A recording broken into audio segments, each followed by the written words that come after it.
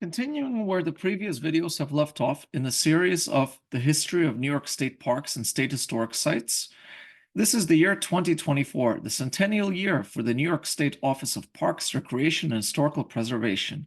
And in this episode, I will discuss the state parks of the Thousand Islands region, which covers the eastern shore of Lake Ontario, parks along the St. Lawrence River, the edges of the Adirondack Mountains, and Lake Champlain.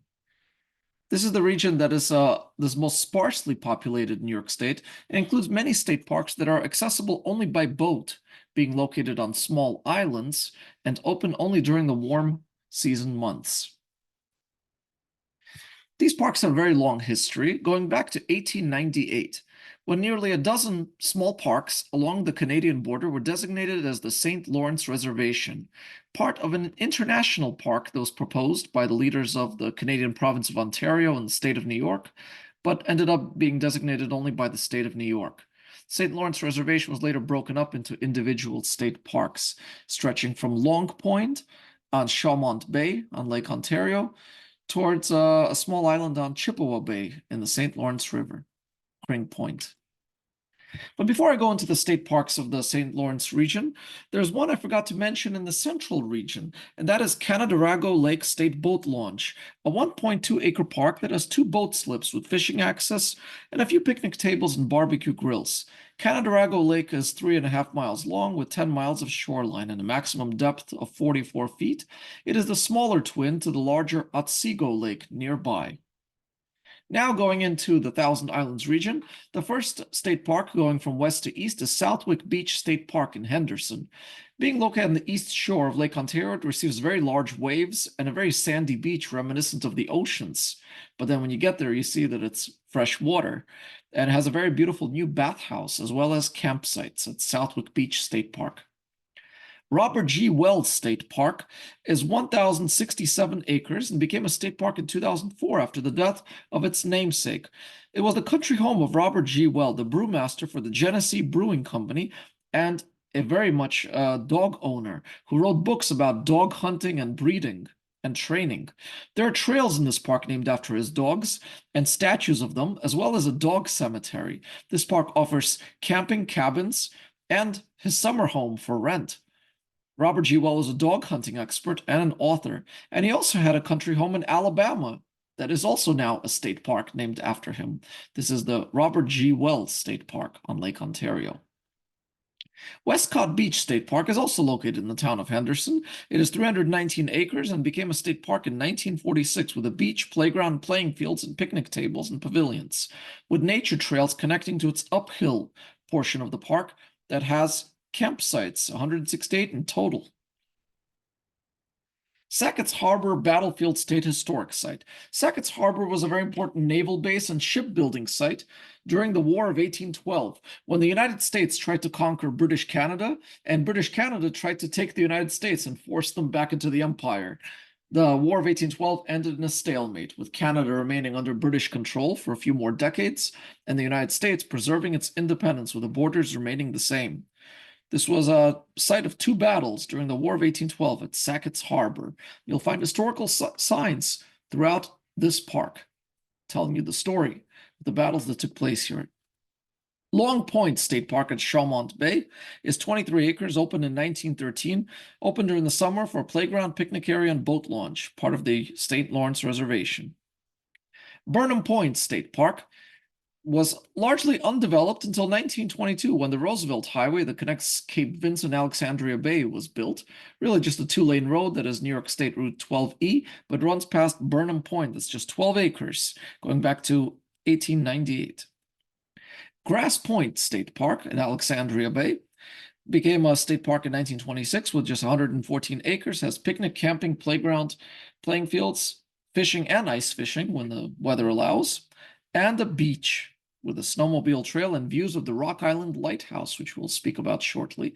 This is Grass Point State Park. Cedar Point State Park, largely a campsite and a place to park your RVs at 48 acres, developed in 1898. Also has a beach and boat launch. Wellesley Island State Park is located on the largest of the Thousand Islands, where Interstate 81 has its northern terminus on the border of Canada. Wellesley Point Wellesley Island State Park is 2,636 acres, opened in 1951. On the island, there were three older state parks there, DeWolf Point State Park and Waterson Point State Park, which together with Wellesley Island are managed together. The DeWolf Point and Waterson Point were part of the St. Lawrence Reservation.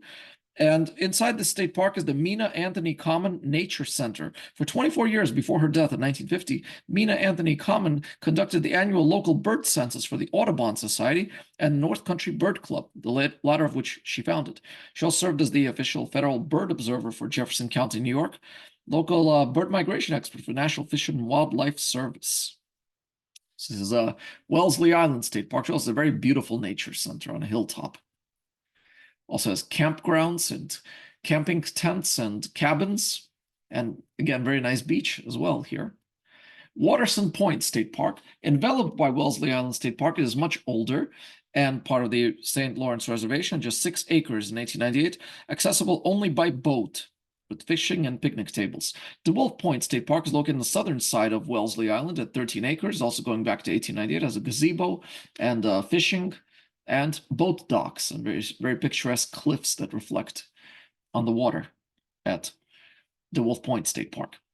Canoe Picnic Point State Park is located on the neighboring Grindstone Island, and though it's bordered by private property, is inaccessible to the public, so you can only access it by boat, open only during the summer, with nature trails, hiking, cabins, and picnic. And yes, you can camp on this state park as well, that touches very close to the Canadian border. Rock Island State Park, 4 acres, designated a state park in 1976. Rock Island Lighthouse was first constructed in 1848 as one of 3 lighthouses approved by Congress for the Thousand Islands. William Johnston was known as the Pirate of the Thousand Islands for his actions as a sympathizer during the Patriot War when Canadian rebels tried to break away from the British Empire and declare a republic. But the United States was neutral in that war because by then we had already made peace with the British. And so Johnston and a small force of supporters overwhelmed the crew of a British mail steamer in the river called Sir Robert Peel.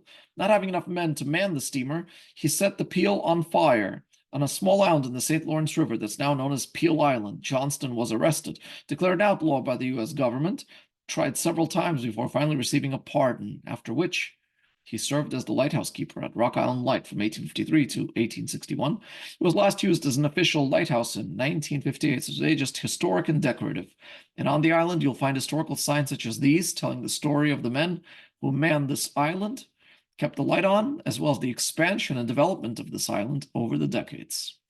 Keewaydin State Park is 282 acres, acquired by the state in 1962. Its name is native for Home of the Winds, has a swimming pool, boat launch, ice fishing. It was developed in 1893 as the summer home for James Wesley Jackson, having a beautiful turreted mansion on a hilltop overlooking the St. Lawrence River. Renaissance revival style. It was sold in 1920 to New York Sun publisher William T. Dewart, who also owned the Mohican grocery store chain and Muncie Publishing. Became a club in 1947. After the state acquired this property, it quickly demolished the mansion. But around the mansion site, you'll find staircases made out of stone, a boat dock that reminds us of its time when this was a private vacation home. So mansion is gone, but still so much history there of the Jacksons and the Duarts. Mary Island State Park, a very tiny state park that is 13 acres, dating back to 1897 for camping, canoes, and fishing. Boat access only. It's really a tip of Wellesley Island, but accessible only by boat. Cedar Island State Park is also very tiny at 10 acres from 1898 with camping, canoes, fishing, and boat access only. Half of that island is privately owned, so watch where you're going. Look out for those no trespassing signs. Kring Island State Park is 61 acres, also 1898, a narrow peninsula whose south shore faces Goose Bay and the north shore faces St. Lawrence River. The footbridge connects to Picnic Island, open from last Friday in April through Columbus Day. Has a beach, playground, picnic tables, and nature trails. I found a lot of the information about the Thousand Islands, St. Lawrence River. There are a lot of great books on this topic in this region. And the most famous castle on the Thousand Islands is the Bolt Castle, which is not a state park, but is open to the public for tours. This playground for the rich and very picturesque border region. And of course, there's also good books about Lake Champlain, though it's not one of the Great Lakes, it is part of the St. Lawrence River watershed that, just like the Great Lakes, was sculpted by the glaciers of the last ice age. You can get around this region by car on the designated scenic byways. So if you find the interstate highways to be boring, then take one of the byways. And up here, you could take the Great Lakes Seaway Trail that follows the St. Lawrence River, Lake Ontario, Niagara River, and Lake Erie, as well as a North Country scenic byway, an Olympic Trail that goes towards Lake Placid, among other roads. Each of these roads has their own uniquely designated signs that are created by the New York State Department of Transportation and running through some of our state parks. Jacques Cartier State Park. This one is 461 acres. The park has a beach, picnic tables, playground, hiking, camping, for tents, trailers, RVs, boat launch, and docks. Its namesake, Jacques Cartier, in 1534, sailed into the Gulf of St. Lawrence on the Catholic feast day of St. Lawrence, and that's how it got that name. And the river feeding into that Gulf was also given the name St. Lawrence. Jacques Cartier saw this very wide body of water and thought this was the passage across the continent. But he only got as far as Montreal, where he saw the first cataract as the salt water became fresh. But because the river bears the name St. Lawrence and Jacques Cartier gave it that name, this state park also carries that name. Before being a state park, this was a Boy Scout camp, known as the Edward Thomas Farm, which was later became known as Camp Vigor of the Woods, after which it became a state park carrying the name of Jacques Cartier. St. Lawrence State Park Golf Course, 316 acres, acquired by the state in the 1960s, is a 9-hole golf course, picnic areas, and hiking trails for snowmobiles and walking. You can learn about this park and many others through the New York State Park Explorers app, and if you use the parks often enough, it makes sense to get an Empire Pass for discount parking. Eel Weir State Park takes us a little bit inland from the St. Lawrence River. It is just 16 acres located on the Oswegatchie River, 2 miles from Black Lake. Both waterways are known for their excellent bass fishing, ideal for canoes and rowboats. Small, secluded state park. Perfect place to get away from it all. Also has 38 campsites and a picnic area with a pavilion at Eel Weir State Park. Coles Creek State Park takes us back to the St. Lawrence River, located on a peninsula that is 1,800 acres, a seasonal park with a beach, camping, and fishing. Croyle Island State Park is undeveloped at 796 acres. The New York Power Authority obtained this island when the dam was built in 1958 on the St. Lawrence River, slowing down the rapids and widening the riverbed. Named after a Scottish family that owned it in the 19th century. Prior to the War of 1812, this island was claimed by the native Mohawk Nation, and in the 1990s they tried to reclaim it in court but lost. Prior to the construction of the dam in 1958, the water around Croyle Island was known as the Long Salt Rapids. Undeveloped, kept largely as a nature preserve. Those rapids were a place for where daredevils on boats tried to sail downstream amid the turbulence that is now just a memory. Robert Moses State Park of the Thousand Islands, not to be confused with the Robert Moses State Park of Fire Island on the southern side of New York State. This is the northernmost state park in New York, and it is 2,322 acres, designated 1958, located on Barnhart Island, developed in tandem with Saunders Dam that reduced the size of the island. It has a beach, camping, cottages, and the Nicandry Nature Center that opened in 1990, funded by the New York Power Authority, managed by friends of Robert Moses State Park Nature Center. To reach this state park from the state, you take a tunnel underneath the Eisenhower Locks, which is a canal, part of the St. Lawrence Seaway, built in 1969, managed by the United States and Canada to bypass the dam. On the Canadian side of the border, within the river, are the Long Salt Islands, a provincial park, where a road hops on the islands that were formed by the Saunders Dam, near the town of Messina and the Canadian town of Cornwall. Robert Moses also built a power plant in the Niagara River, which we'll speak about in a forthcoming episode. He was the master builder, the power broker, who built so many parks and highways, but mostly in downstate New York. Whetstone Gulf State Park is located on the eastern side of the Tug Hill Plateau, which is the snowiest place in the state, owing to its elevation, its northern location, and being on the east side of Lake Ontario, with all of its lake effect snow. The Whetstone Gulf State Park is 515 acres, designated in 1929, a 3-mile long, 380-foot deep gorge cut into the Tug Hill Plateau, has a campsite, picnic, swimming, and hiking. Higley Flow State Park in the town of Colton, New York, to the north of Adirondack Park. It is 1,116 acres, designated in 1936 as a beach, hiking, cross-country skiing, and fishing. The namesake is a reservoir formed by a dam on the Raquette River, and the park is supported by Friends of the Higley Flow State Park. Every good park deserves a Friends group to augment the public funding with a base of volunteers and donors. Here's an undeveloped state park with a curious history, Minor Lake, Ganyenke Mohawk land, 700 acres. In the 1970s, there was a big movement around the country for Native American self-determination. Just like there was a Black Power movement and a gay rights movement, the movement for Native American self-determination was famous for occupying the lands like Alcatraz Island and the Wounded Knee battlefield. But here in New York, a group of Mohawks known as the Ganyenke Mohawks, meaning Land of the Flint, occupied a Girl Scout camp within Adirondack Park, an abandoned Girl Scout camp. Through lawyer Mario Cuomo, the future governor, a deal was brokered where the undeveloped state park at Minor Lake was given to the Mohawks. But in the agreement, the Mohawks did not want to make a treaty with the state because they said this land was always theirs, illegally taken through a broken treaty, while the state did not want to agree that it had taken land that it should not have. And so in that agreement, it says that there's nothing in this resolution legally binding in any way on the Six Nations, including the Mohawk Nation, people of Ganyenke, and the state does not concede the claims of the Six Nations as valid, but committed to resolving it in a legal and peaceful way. So it's sort of like a occupation that's been going on for almost 50 years. You can't trespass on the land of Ganyenke. Just let the natives know that you're there, and they'll tell you all about their craft shop, smoke shop, and locally made products within Ganyenke. And they have a golf course too. This is not a reservation, but there are reservations throughout upstate New York for people such as the Senecas, the Tuscaroras, Tonawanda Seneca Nation, Onondagas, and the Mohawks. And in downstate New York and Long Island, we have the Puspatucks and the Shinnecox. Some recognized only by the state, others recognized by the federal government and the state.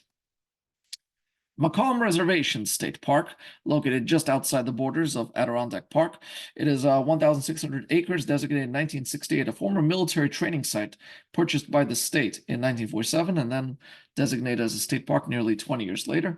Has a beach on Davis Lake and campsites overlooking the lake in the town of Schuyler Falls, named after a Revolutionary War general who was mentioned in our Albany Capital Region episode. Now we go on to Lake Champlain, a French named lake, and this is Pointe aux Roches State Park, which is a French name meaning Point of Rocks, as we're not that far from the Quebec border. Pointe aux Roches State Park is 856 acres, designated as a state park in 1975. Prior to being a state park, it served as a pasture and cropland, as a military encampment for cadets during World War I. In the 1950s, there was a small theme park here called Fantasy Kingdom near the beach, none of which remains today. And the area known as Long Point was used for nearly 50 years, a private campsite called Camp Red Cloud on St. Armand's Beach that was operated by the town of Beekmantown. The site of the park was acquired by the state in 1972 and subsequently reopened to the public as a park on Lake Champlain. This is Pointe aux Roches State Park. Crab Island State Park is located on Lake Champlain, facing the city of Plattsburgh at Cumberland Bay. This state park is 40 acres, acquired by the state in 1988. And it played a very important role during the September 1814 Battle of Plattsburgh. On the morning of September 11, 1814, the tiny island served as the southern end of Commodore Thomas MacDonough's battle line. The military hospital built on the island consisted of rows of tents, constructed on boards and canvas, and log structures. In 1908, Congress funded the Crab Island Soldiers and Sailors Monument. But it remained a privately owned island. In 1988, New York State acquired the island by eminent domain from developer Roger Yakubovsky. He sued because he wanted to develop the island. The case was settled in 1994. There's a lot of poison ivy on the island, so best to go with a tour group. And there's a group of volunteers that maintains the flagpole, monument, and graves on Crab Island, the undeveloped state park. The final state park in the Thousand Islands region is Cumberland Bay State Park at 350 acres, acquired by the state in 1932, located on a curve on the northern end of Cumberland Bay on Lake Champlain. Has a beach, camping, and fishing next to a Plattsburgh City beach and the Cumberland Head Peninsula that has a ferry to Vermont. The park is accessible by Commodore Thomas MacDonough Highway. So important to know that some of America's historic Navy battles took place not in the oceans, but on the freshwater lakes bordering Canada. It says Cumberland Bay State Park. Having finished the Thousand Islands region episode, our next episode will be the Finger Lakes, which has monuments to the Revolution, some of the picturesque lakes sculpted by the glaciers, waterfalls, and the Watkins Glen State Park, a very narrow canyon of horizontal rock lines and waterfalls. Will be in the next episode on the Finger Lakes region. Thank you so much for watching this episode. I welcome your comments and feedback and look forward to making the next episode. Thank you so much.